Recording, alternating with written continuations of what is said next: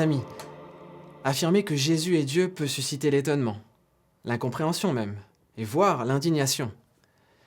Plusieurs questions viennent à nous. Comment Jésus pourrait-il à la fois prétendre être Dieu et pour autant naître d'une femme, se restreindre aux limites du corps et de la nature humaine? Certains même se disaient, mais n'était-il pas le fils de Joseph et de Marie? Comment Jésus pouvait-il être Dieu alors que tout en lui montrait qu'il était bien un homme? S'il était vraiment Dieu, n'aurait-il pas fait les choses autrement? Et enfin, comment Dieu pourrait-il finir condamné injustement par les hommes, puis cloué et mourir sur une croix? N'y avait-il pas une autre alternative? Ne pouvait-il tout simplement pas empêcher cela? Eh bien, j'aimerais en quelques minutes vous démontrer que malgré toutes ces interrogations, et peut-être d'autres, Jésus est 100% Dieu. Et pour cela, pas besoin de chercher bien loin, la Bible nous le montre très clairement.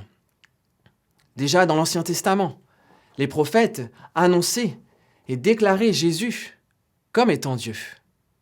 Deux références dans Ésaïe 7, 14, il nous est dit « C'est pourquoi le Seigneur lui-même vous donnera un signe. Voici la jeune fille deviendra enceinte et enfantera un fils. Elle lui donnera le nom d'Emmanuel, ce qui veut dire « Dieu avec nous ». Et puis Ésaïe 9, 6, « Car un enfant nous est né, un fils nous est donné, et la domination reposera sur son épaule. On l'appellera admirable, conseiller, Dieu puissant et Père éternel, prince de la paix. » Permettez-moi de dire aussi par ce dernier verset que c'est aussi la nature même et exclusive de Dieu qui nous est révélée, son éternité. Car lui seul, dans les cieux et sur la terre, est éternel. Voyons maintenant dans le Nouveau Testament. L'évangéliste Jean nous dit dans son livre, au chapitre 1, verset 18, « Personne n'a jamais vu Dieu, mais le Fils unique, qui est Dieu et demeure auprès du Père, lui seul l'a fait connaître. » Puis Philippiens 2, 6, en parlant de Jésus, lui qui dès l'origine était de condition divine, ne chercha pas à profiter de l'égalité avec Dieu. Et j'aimerais vous dire aussi que Jésus est Dieu parce qu'il dispose des mêmes attributs.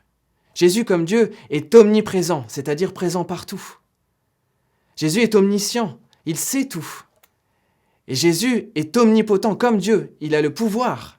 Et permettez-moi de parler particulièrement de sa toute-puissance.